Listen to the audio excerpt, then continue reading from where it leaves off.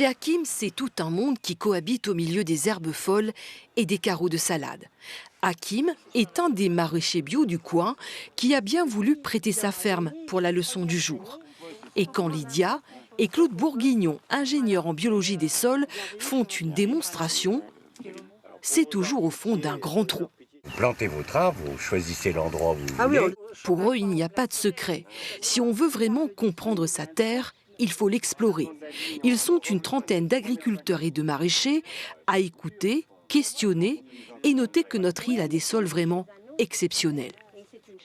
On a des sols qui sont très riches, très fertiles, mais qui sont aussi très fragiles. Donc d'où l'intérêt d'avoir des pratiques qui permettent de les préserver dans le temps. Ce matin, les biologistes étudient le profil du sol. Ils font le tour du monde pour aider les gens qui travaillent la terre à comprendre et surtout à faire des choix.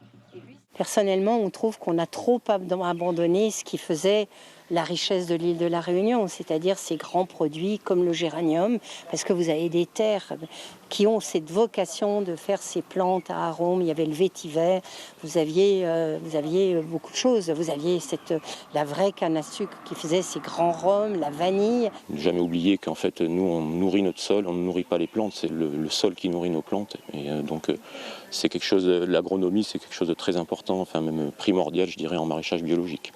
Lydia et Claude Bourguignon sont aussi connus pour être des lanceurs d'alerte. Les sols ont partout perdu en qualité. Ils prônent un retour à des pratiques plus conventionnelles, plus respectueuses et plus pérennes.